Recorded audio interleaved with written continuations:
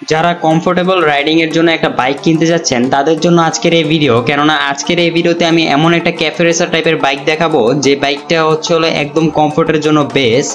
আর বাইকটার নাম Yamaha FZX। এই বাইকটা কিছুদিন আগেই বাংলাদেশে এসেছিল, কিছুদিন বললে ভুল হবে, হয়তো 1 বছরের মতন সময় হয়ে গিয়েছে। তবে এই বাইকটার রিভিউ আমার চ্যানেলে করা হয়নি, তাই ভাবলাম আজকের এই ভিডিওতে আমি এই বাইকটা রিভিউ করি।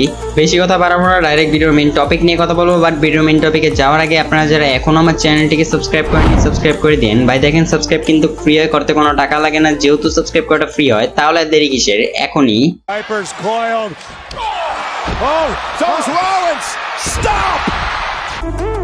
শুরুতেই এই বাইকের লুকস নিয়ে কিছু খুঁচা মারি। দেখেন ভাই, আমি প্রতিবারই বলি যে ভাই লুকসের বিষয়ে এক একজনের এক এক মতামত থাকে। এখন যদি আমি আমার মতন একটা ওপিনিয়ন দিই সেক্ষেত্রে আপনাদের ভালো লাগতে নাও পারে।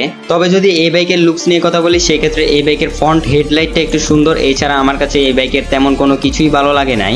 লুকসের বিষয়ে দামাচাপা দিয়ে এখন কথা বলি এই বাইকের ইঞ্জিন নিয়ে। এই বাইকের ইঞ্জিন হিসেবে আপনারা পাবেন একটা 149 সিসির 4 স্ট্রোক 12 সিঙ্গেল সিলিন্ডার এয়ার কুলেটের FI SOS এর একটা ইঞ্জিন। এই বাইকের ইঞ্জিনটা অনেকটা ব্যাকডেটেড, কেননা এই বাইকের ইঞ্জিনে এক তো 12 ইউজ করা হয়েছে, এছাড়া এই বাইকের ইঞ্জিনটা SOS এর। আমাদের ভাগ্য ভালো যে এই বাইকে আমরা অ্যাটলিস্ট FI সিস্টেমটা পাচ্ছি। তবে যাই হোক, এই বাইকের এই ইঞ্জিন দিয়ে আপনারা এই বাইক থেকে ম্যাক্সিমাম পাওয়ার পাবেন 12.4 হর্স পাওয়ার এট 7250 RPM এবং ম্যাক্সিমাম টর্ক পাবেন 13.3 নিউটন মিটার এট 5500 RPM।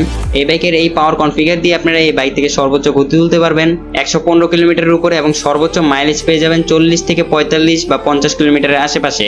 ইঞ্জিনের পর এখন কথা বলি এই বাইকের টায়ার এবং ব্রেক নিয়ে। এই বাইকের ফ্রন্ট হুইলে আপনারা 100/80 সেকশনের টায়ারের সঙ্গে 282 মিলিমিটার ডিস্ক উইথ ABS যেটাতে বাইবির ক্যালিপার থাকছে। এছাড়া রেয়ার হুইলে আপনারা পাবেন 140/60 সেকশনের টায়ারের সঙ্গে 220 মিলিমিটার ডিস্ক উইদাউট ABS, অর্থাৎ এই বাইকে আপনারা খালি সিঙ্গেল চ্যানেল ABS পাচ্ছেন। এছাড়া এই বাইকের রাইডারের কমফোর্টের জন্য ফ্রন্টে ইউজ করা হয়েছে 41 mm এর টেলিস্কোপিক সাসপেনশন এবং রেয়ারে ইউজ করা হয়েছে 7 স্টেপ অ্যাডজাস্টেবল মনোশক সাসপেনশনগুলোর ফিডব্যাক আপনারা অনেক ভালো পাবেন। এই বাইকের বডিতে বেশিরভাগই মেটালের ইউজ করা হয়েছে। এই বাইকের হেডলাইট এবং টেল লাইট আপনারা LED এর পাবেন, তবে এই বাইকের ইন্ডিকেটরগুলো হ্যালোজেন লাইটের থাকছে। এই বাইকের স্পিডোমিটার হিসেবে আপনারা ফুললি ডিজিটাল TFT ডিসপ্লে একটা স্পিডোমিটার পাবেন যেটাতে হালকা পাতলা রঙের ছোঁয়া থাকছে। আর এই বাইকের একটা মজার বিষয় হলো এই বাইকের ট্র্যাকশন কন্ট্রোল ইউজ করা হয়েছে। এটা কিসের জন্য করেছে জানি না, তবে আমার মনে হয় না ট্র্যাকশন কন্ট্রোলের এখানে কোনো ধরনের দরকার ছিল। যাই হোক, এই বাইকের সিট হাইট আপনারা 810 মিলিমিটারের পাবেন এবং গ্রাউন্ড ক্লিয়ারেন্স 165 মিলিমিটারের পাবেন। এই বাইকের ফুয়েল ট্যাঙ্ক ক্যাপাসিটি 10 লিটার। তো এই তো ছিল এই বাইকের স্পেসিফিকেশনের বিষয়। এখন কথা বলি এই বাইকের প্রাইস নিয়ে। এই বাইকের প্রাইস বাংলাদেশে 3 লক্ষ টাকা। এই প্রাইসে এই বাইকটা কিনা ভালো হবে কিনা সেটা আমি বলতে পারি না, তবে আমি বলবো যে এই প্রাইসটা একটু বেশি হয়ে গিয়েছে। আজকের এই ভিডিওটা এখানেই শেষ করি। ভিডিওটা যদি ভালো লাগে তাহলে কমেন্ট করতে ভুলবেন না, আর যদি একটু বেশি ভালো লাগে তাহলে যা করতে হবে সেটা আমি বলবো না, সেটা আপনারা আমার বিপ্লব ভাই বলবে। বিপ্লব ভাই বলেন। एक तो लाइक और शेयर ठोक दीजिए, महाकाल का लाइक और शेयर ठोक दीजिए, 5000 लौटे दिख जाना चाहिए।